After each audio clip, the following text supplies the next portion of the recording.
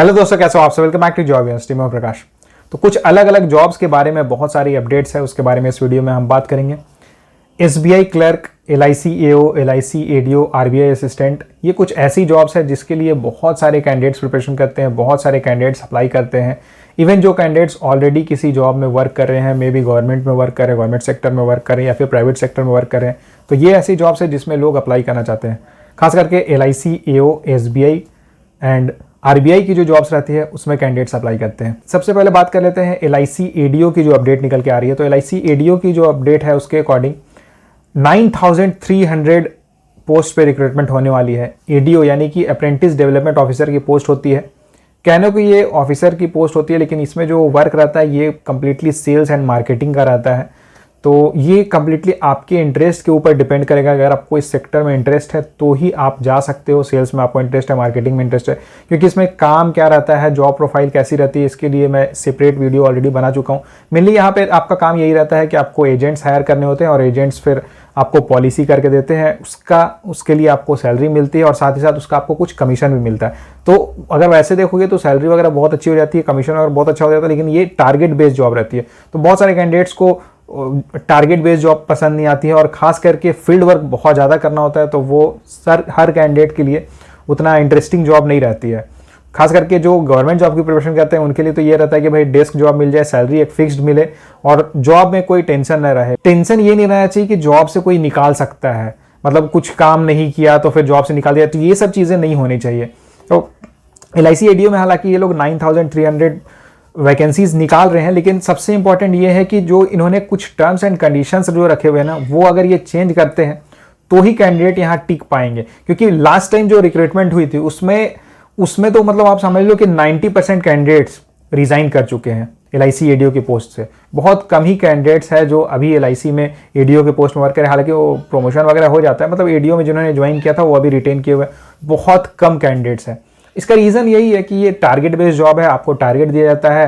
Target अगर आप complete कर लेते हो तब तो ठीक है, का टारगेट अगर कंप्लीट नहीं कर पाते हो तो हो सकता है 1-2 एक्सटेंशन मिलता है एंड उसके बाद फिर ये आपको निकाल देते हैं, या फिर इतना ज़्यादा प्रेशराइज आपको किया जाता है कि आप खुद ही रिज़ाइन कर दोगे कि यार कहाँ किस जॉब में फंस गया, इससे बेटर है कि मैं किसी और जॉब की प्रिपरेशन करके और सिलेक्शन लूँ, परमानेंट गवर्नमेंट जॉब लूँ। तो ये एक रीज़न है।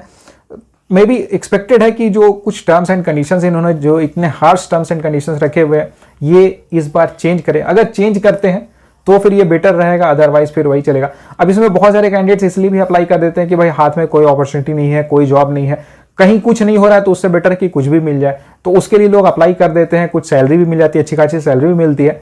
और लेकिन जब टारगेट मिलने लगता है, जब उसके बाद जब प्रेशर आता है ऊपर से कि आपको इतना टारगेट पूरा करना है, इतने समय में पूरा करना है, अदरवाइज आपकी प्रोबेशन को एक्सटेंड कर दिया जाएगा या फिर जॉब से निकाल दिया जाएगा, तो उसके बाद फिर प्रॉब्लम हो जाती है, चीज़ें फिर डिफिकल्ट हो जाती है।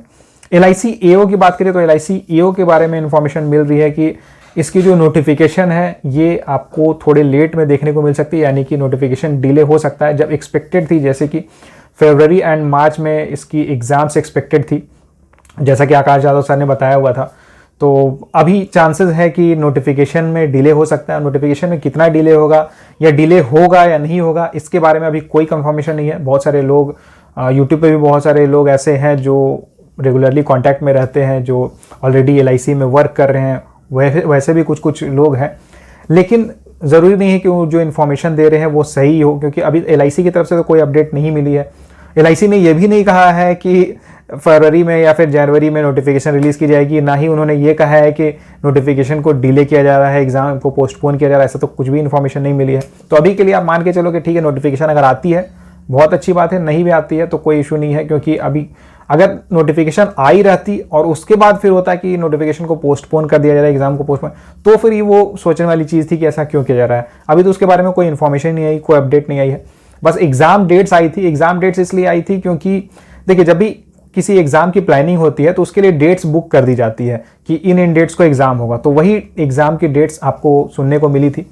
अभी के लिए हालांकि अगर देखा जाए तो बस यही है कि आप प्रिपरेशन करते रहो। और एलआईसी एओ के रिगार्डिंग भी मैंने आपको बताया हुआ है कि जो उसका एग्जाम पैटर्न रहता है वो लगभग बैंकिंग एग्जाम के जैसा ही रहता है। तो अगर आप एक बार प्रिपरेशन कर रहे हो तो आपको अलग से कुछ नहीं करना हो कि एलआईसी एओ के लिए आपको अलग से प्रिपरेशन करना होगा, ऐसा कुछ नहीं है। जो मैथ्स, रीजनिंग, इंग्लिश, जीके वगैरह रहेगा वो सेम ही रहता है, बस थोड़ा सा इसमें इंश्योरेंस अवेयरनेस आपको पढ़ना होगा। तो इंश्योरेंस नोटिफिकेशन आने के बाद भी आप कर सकते हो। और तब तक अगर आप एसबीआई पीओ की प्रिपरेशन कर रहे हो, आईबीपीएस पीओ को टारगेट प्रिपरेशन कर रहे हो, तो एलआईसी ईओ के लिए आपकी तैयारी बहुत अच्छी हो जाएगी। बात करते हैं एसबीआई क्लर्क की। तो एसबीआई क्लर्क 2023 की अगर बात करें तो इसमें इस बार जो इन्फॉर्मेशन अभी मिल रही है उसके अकॉर्डिंग 10,000 प्लस वैकेंसीज देखने को मिलेगी क्लर्क के पोस्ट में एसबीआई में।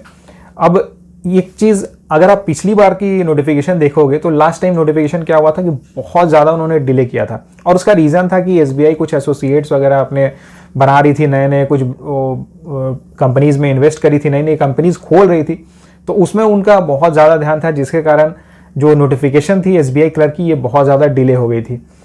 लेकिन इस बार नोटिफिकेशन में बहुत ज़्यादा डिले आपको देखने नहीं मिलेगा।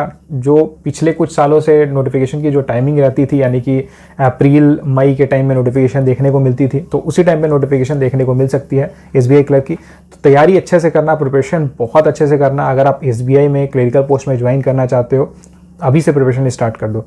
कंपटीशन बहुत ज़्यादा टफ रहता है, बहुत सारे कैंडिडेट्स इसमें अप्लाई करते हैं, और वैकेंसीज भी 10,000 प्लस निकल रही है, मतलब बहुत बड़ी अपॉर्चुनिटी आपको मिलने वाली है। आरबीआई असिस्टेंट 2023 की बात करें तो जैसा कि पिछले कुछ सालों में नोटिफिकेशंस निकली है, जो वैकेंसीज रिलीज़ की गई है 1000 के अप्रॉक्स ही वैकेंसीज रिलीज़ की जाती है। तो इस बार भी एक्सपेक्टेड है कि 1000 के अप्रॉक्स वैकेंसीज रिलीज़ की जाएगी। लेकिन आरबीआई असिस्टेंट एक बहुत बड़ी अपॉर्चुनिटी होती है उन कैंडिडेट्स के लिए जो रिजर्व बैंक ऑफ इंडिया में वर्क करना चाहते हैं, reserve bank of India join करना चाहते हैं। देखिए, अगर आप ऑलरेडी किसी बैंक में वर्क भी कर रहे हो, या फिर आप बैंकिंग एस्पिरेंट हो, बैंकिंग एग्जाम्स की प्रिपरेशन कर रहे हो, तो एक चीज़ जो बहुत ज़्यादा चेंज हो जाती है, बहुत ज़्यादा जो अलग है बैंकिंग सेक्टर में, रिजर्व बैंक में और बाकी बैंक में, ये है कि रिजर्व बैंक में आपको पब्लिक डीलिंग वगैरह नहीं करनी होती है। तो इसके कारण इस जॉब की वैल्यू बहुत ज़्यादा बढ़ जाती है, और सैलरी, पर्क्स, फैसिलिटीज़ अगर आप देखोगे तो उसके कंपैरिजन में कोई भी जॉब नहीं है। मतलब क्लेरिकल पोस्ट की मैं बात कर रहा हूँ, क्लेरिकल पोस्ट में अगर आप देखोगे, असिस्टेंट लेवल की पोस्ट में अगर आप देखोगे, तो आरबीआई असिस्टेंट बेस्ट जॉब है, क्योंकि सारी फैसिलिटीज़, सारे पर्क्स, सारी चीज़ें आपको यहाँ मिलती है। सबसे अच्छी बात ये होती है कि अगर आप आरबीआई असिस्टेंट में ज्वाइन कर लेते हो तो 4 साल 5 साल के बाद आपकी प्रमोशन होती है, एंड फर्स्ट प्रमोशन के बाद आप ऑफिसर ग्रेड में पहुंच जाते हो। और ये भी ऑफिसर ग्रेड जो रहती है, ये ग्रेड ए ऑफिसर रहती है, ग्रेड ए ऑफिसर की पोस्ट रहती है, जिसमें आज के समय में अगर मैं बात करूं तो सीटीसी 15 to 18 लाख है। और आरबीआई की जो फैसिलिटीज़ मिलती है, पर्क्स मिलती है, उसके बारे में आपको ऑलरेडी मैं बहुत सारी वीडियोज़ में बता चुका हूँ, बहुत सारी जगह आपने सुना भी होगा, देखा भी होगा। तो one of the best job अगर मैं कहूँ असिस्टेंट के लेवल पे, असिस्टेंट के पोस्ट में, तो वो होगी आरबीआई असिस्टेंट। तो इसके लिए तैयारी बहुत अच्छे से करना। डेट्स वगैरह ऑलरेडी इन्फॉर्मेशन आपको मिली चुकी होगी, मैंने ऑलरेडी वीडियोस भी डाला हुआ है। अगर नहीं देखा होगा तो वीडियो के लिंक मैं डिस्क्रिप्शन बॉक्स में डाल दूंगा, आप देख लेना। उसके अकॉर्डिंग आपको प्रिपरेशन करना है। देखिए, यहाँ पे सबसे बड़ी इंपॉर्टेंट चीज़ ये है कि जिन जॉब्स के बारे में आपको 100% पता है कि भाई ये जॉब्स तो रिलीज़ होंगी ही होंगी, 2023 में इसकी नोटिफिकेशन देखने को मिलेगी, ये इसमें वैकेंसीज रिलीज होगी, तो उसके लिए आपको प्रिपरेशन करना होगा, अभी से स्टार्ट कर देना होगा। ये मत करो कि नोटिफिकेशन आ जाएगी तो मैं वेट कर रहा हूँ, ठीक है नोटिफिकेशन आएगी उसके बाद मैं प्रिपरेशन स्टार्ट करूँगा, या फिर नोटिफिकेशन आएगी नहीं आएगी कन्फ्यूजन में, उसलिए प्रिपरेशन ही नहीं कर रहा हूँ, तैयारी नहीं करो। तो ये सब चीज़ें मत करना। आरबीआई असिस्टेंट आपको पता है कि आने वाली है, आरबीआई असिस्टेंट की प्रिपरेशन करो। एसबीआई क्लर्क आने वाली है, एसबीआई क्लर्क की प्रिपरेशन करो। पीओ की पोस्ट में अगर आप अप्लाई करना चाहते हो, ऑफिसर ग्रेड में ज्वाइन करना चाहते हो, RRB PO, IBPS PO, SBI PO, सारे पोस्ट में आप सारी ये जो जॉब्स मैं आपको बता रहा हूँ ये 100% निकलती है। इसके अलावा आप ये सब जो एलआईसी वगैरह की जो जॉब हो जाती है, इसमें आप कोई गारंटी नहीं दे सकते हो कि नोटिफिकेशन रिलीज की जाएगी या नहीं की जाएगी, क्योंकि पिछले कुछ सालों में अगर आप देखो 2019 में रिक्रूटमेंट हुई थी, उसके बाद कोई वैकेंसी नहीं निकली है। ऐसा नहीं है कि वहाँ पे रिक्वायरमेंट नहीं है, ऐसा नहीं कि वहाँ स्टाफ की शॉर्टेज नहीं है, वहाँ बहुत ज़्यादा शॉर्टेज है, एलआईसी में बहुत ज़्यादा स्टाफ की शॉर्टेज है। लेकिन अब होता है ना कि भाई काम चल रहा है तो काम चल रहा है, वही चीज़ें हो जाती है। तो इसलिए अब जब तक एलआईसी की जो यूनियन वगैरह है वो लोग थोड़ा ठोस कदम नहीं लेते हैं कि भाई स्टाफ की रिक्वायरमेंट है, खास करके ऑफिसर, क्योंकि अब एडीओ के पोस्ट में तो इन्होंने, ठीक है चांसेस है कि एडीओ के पोस्ट में नोटिफिकेशन बहुत जल्द आपको देखने को मिली, लेकिन अगर बात करें एलआईसी एओ की जॉब की, एलआईसी एओ के पोस्ट के बारे में, तो इसमें कितनी वैकेंसीज है इसके बारे में अभी कोई इन्फॉर्मेशन नहीं है। ज़्यादा से ज़्यादा अगर रिलीज़ भी की जाएगी तो 500, 600, 700 वैकेंसीज आपको देखने को मिलेगी, जबकि रिक्वायरमेंट बहुत ज़्यादा रहती है। लेकिन फिर भी ऑफिसर ग्रेड में सैलरी बहुत ज़्यादा देनी होती है, पर्क्स एंड फैसिलिटीज़ बहुत ज़्यादा देनी होती है। तो कंपनी एलआईसी क्या एक ऑर्गेनाइजेशन ही तो है, तो वो तो जो सैलरी आपको मिलती है वो उनकी जो प्रॉफिट रहती है उसी से आपको सैलरी दी जाती है। तो इसलिए ऑर्गेनाइजेशन, कोई भी ऑर्गेनाइजेशन यही चाहता है कि कम से कम स्टाफ में काम चलाओ और ज़्यादा से ज़्यादा अर्निंग होनी चाहिए। असिस्टेंट, LIC असिस्टेंट के रिगार्डिंग बहुत सारे कैंडिडेट्स पूछ रहे थे कि LIC असिस्टेंट की नोटिफिकेशन रिलीज की जाएगी या नहीं की जाएगी। तो देखिए, अगर ये देखिए अगेन यहाँ पे बातें अभी चल रही, कंफ्यूजन तो यही चल रहा पहले थी कि LIC EO की नोटिफिकेशन आएगी या नहीं आएगी। तो LIC EO की नोटिफिकेशन अगर ये डिले करते हैं तो चांसेस है कि LIC असिस्टेंट की नोटिफिकेशन को भी बहुत ज़्यादा डिले कर सकते हैं। LIC असिस्टेंट की बात करें तो देखिए, अगर आप SBI क्लर्क की प्रिपरेशन कर रहे हो, IBPS क्लर्क की प्रिपरेशन कर रहे हो, तो आपको अलग से LIC असिस्टेंट के लिए प्रिपरेशन नहीं करना होगा। बस जो इंश्योरेंस अवेयरनेस वाला जो सेक्शन रहता है वो उसकी प्रिपरेशन आपको करनी होगी। तो जब भी नोटिफिकेशन रिलीज की जाएगी उसके बाद आप इंश्योरेंस अवेयरनेस के ऊपर ध्यान दे सकते हो। लेकिन बाकी जो चीज़ें हैं, quant, reasoning, English, GK, computer, ये सब आप अच्छे से रखो, अच्छे से कंप्लीट करके रखो, ताकि कोई भी एग्जाम होता है, अगर आप बैंकिंग सेक्टर पूरा देखोगे तो बैंकिंग सेक्टर में जितनी भी वैकेंसीज निकलती है सब में जो सिलेबस रहता है ये पूरा कॉमन रहता है। Quant, reasoning, English, general awareness and computer, बस इन्हीं सब चीज़ों से क्वेश्चंस पूछे जाते हैं। और बैंक वाइज डिपेंड करेगा, जैसे अगर आप नाबार्ड की वैकेंसी फिल कर रहे हो तो नाबार्ड से रिलेटेड कुछ क्वेश्चंस पूछ जाएंगे, एग्रीकल्चर से रिलेटेड कुछ क्वेश्चंस पूछ दिए जाएंगे। अगर आप RBI की प्रिपरेशन कर रहे हो तो RBI से रिलेटेड कुछ इन्फॉर्मेशन आपसे पूछ दिया जाएगा। तो ये सब चीज़ें हैं। तो अगर आप एक बार प्रिपरेशन करते हो प्रॉपर तरीके से, अगर आप डेडिकेटेड वे में 5 महीने 6 महीने डेडिकेट कर देते हो कि ठीक है 6 महीने मुझे प्रिपरेशन करना है, और ठीक है उस 6 महीने में भी बहुत सारी वैकेंसीज निकलेगी, ऐसा नहीं कि वैकेंसीज नहीं आएंगे, रेगुलर वैकेंसीज आती रहती है। तो उस 6 महीने में जो वैकेंसीज आती है उसमें सिलेक्शन हो गया तो ठीक है, नहीं हुआ तो भी कोई दिक्कत नहीं है। लेकिन ये जो 6 मंथ्स का आपका टारगेट होगा, इसमें ये होना चाहिए कि इन 6 मंथ्स में मुझे पूरा सिलेबस अच्छे से कवर कर लेना है, ताकि उन 6 मंथ्स के बाद, यानी कि जैसे जनवरी से अगर आप टारगेट बनाते हो, जनवरी, फरवरी, मार्च, अप्रैल, मई, जून तक अगर आप एक टारगेट रखते हो कि जून तक मुझे पूरा जो बैंकिंग सेक्शन है, पूरा बैंकिंग सेक्टर की जो सिलेबस है वो मुझे कंप्लीट कर लेनी है, बैंकिंग एग्जाम्स की सिलेबस कंप्लीट कर लेनी है, तो जुलाई से जो भी नोटिफिकेशन निकलेगी या जुलाई से जो भी एग्जाम्स होती है उन एग्जाम्स को आपको क्वालिफाई करना है। ये अगर आप टारगेट बना के चलते हो तो 2023 के बाद, 2023 के एंड तक आपके पास एक गवर्नमेंट जॉब जरूर रहेगी, बैंक की जॉब जरूर रहेगी।